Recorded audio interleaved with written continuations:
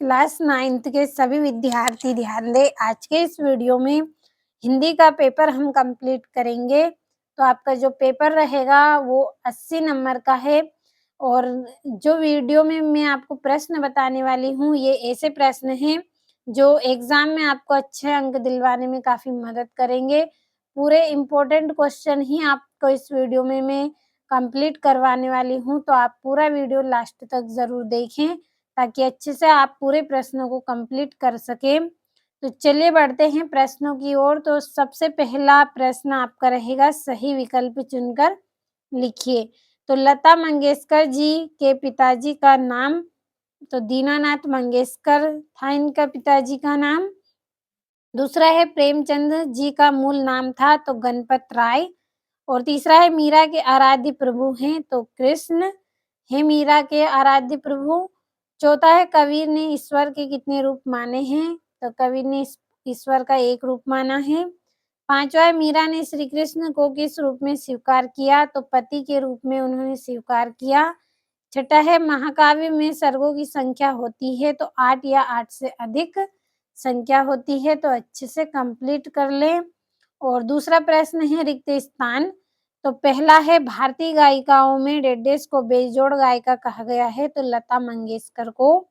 दूसरा है अर्थ की दृष्टि से वाक्य के डेडेस भेद हैं, तो 6 भेद होते हैं अर्थ की दृष्टि से वाक्य के। तीसरा है काव्य की शोभा बढ़ाने वाले तत्व डेडेस कहलाते हैं, तो अलंकार कहलाते हैं। जो काव्य की शोभा बढ़ाते हैं उन्हें क्या कहेंगे, अलंकार कहेंगे। चौथा है मन्नू भंडारी द्वारा रचित पट कथा एक बहुचर्चित डेडेस है, तो क्या है, एक टीवी धारावाहिक है। और छठा है छायावाद के प्रमुख स्तंभ डेडेस हैं, तो 4। जो छायावाद के प्रमुख स्तंभ है वो कितने हैं, 4 है। और सातवां है कबीर दास जी ने ईश्वर की सत्ता डेडेस मानी है, तो एक सत्ता उन्होंने मानी है। तो देखिए आप पूरी मेहनत के साथ अच्छे से पूरे प्रश्नों को कंप्लीट करें। आपको ऐसे ही प्रश्न मैंने इस वीडियो के अंतर्गत बताए हैं जो आपको एग्जाम में अच्छे अंक दिलवाने में मदद करेंगे, 100% आएंगे। बस अच्छे से आपको कंप्लीट करते चलना है। और ये आपका तीसरा प्रश्न है जिसमें जोड़ी। तो पहली है मीरा के प्रभु तो गिरधर नागर।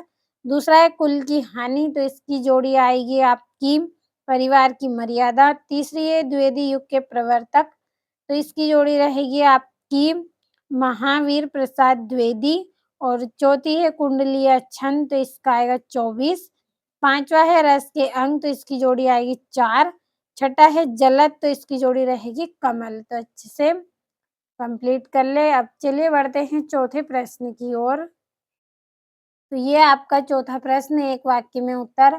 तो सभी को मैंने भर दिया है, बस आप अच्छे से स्क्रीनशॉट लेकर अच्छे से कंप्लीट करें। और देखिए समय आपका बचाना है इसलिए यहाँ पे मैंने ज़्यादा आपको एक वाक्य में उत्तर है इनको नहीं समझा रही हूँ, केवल हम सत्यासत्य को ही जल्दी से समझ लेते हैं।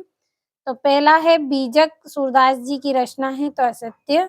दूसरा है सुमित्रा नंदन पंत छायावाद के महत्वपूर्ण स्तंभ है तो सत्य है। और भारत में टेलीविजन की शुरुआत 15 सितंबर 1959 को हुई, तो ये आपका सत्य है। चौथा है भागीरथी मंदाकिनी सुरसारी इत्यादि शब्द गंगा के पर्यायवाची हैं, तो सत्य है। और रई के प्रक्षर 4 है, तो ये आपका सत्य रहेगा। और काव्य की शोभा बढ़ाने वाला रस कहलाता है, तो ये आपका सत्य रहेगा। तो अच्छे से कंप्लीट कर लें। और छठा है मीरा कृष्ण की उपासना किस रूप में करती थी। और सूर्य देवरन के लिए किस तरह के बिंबों का प्रयोग हुआ है। और भक्ति काल की 2 विशेषता आपको लिखनी है। तो यहाँ से आपके 2-2 नंबर के प्रश्न स्टार्ट हुए हैं। 17वां है आपका आदिकाल की विशेषता आपको बतानी है। और 8वां है धनराम मोहन को अपना प्रतिद्वंदी क्यों नहीं समझता था। और इतिहास में इस पीति का वर्णन नहीं मिलता क्यों। कहानी के तत्वों के नाम आपको लिखने हैं। और गव्य की कोई 4 विधाओं के नाम आपको बताने हैं। और 10वां है लता जी की गायकी की किन्हीं 2 विशेषताओं का वर्णन आपको करना है। और राजस्थान में कुई किसे कहा जाता है। और जनसंचार माध्यम किसे कहते हैं और पत्रकारिता क्या है? स्पष्ट आपको करना है और छंद की परिभाषा उदाहरण सहित, अलंकार कितने प्रकार के होते हैं नाम भी बताना है और 13वें प्रश्न में आपको वाक्य शुद्ध करके लिखना है। तो क नंबर का है आपका गीता सबसे श्रेष्ठतम ग्रंथ है और ख नंबर वाला है मेरे को आपकी परीक्षा लेनी है, तो इनको आपको शुद्ध करके लिखना है। और रचना की दृष्टि से वाक्य के कितने भेद हैं नाम लिखिए। 14वां है शब्द शक्ति कितने प्रकार की होती है उदाहरण सहित लिखिए और शब्द गुण किसे कहते हैं उदाहरण सहित आपको यहाँ पे बताना है और निर्देश अनुसार वाक्य को परिवर्तन करना है आपको। तो अच्छे से स्क्रीनशॉट लें और कंप्लीट कर लें। और ये यहाँ पे आपका 16वां प्रश्न, प्रेमचंद्र अथवा शेखर जोशी का साहित्य परिचय निम्न बिंदुओं के आधार पर करें। पहला में आपको रचना करनी है, दूसरा में भाषा, तीसरे में शैली और चौथे में साहित्य में स्थान। 3 नंबर का प्रश्न है। इसी तरह से आपका 17वां प्रश्न और 18वां प्रश्न है आपका बिरादरी का यह सहारा होता है।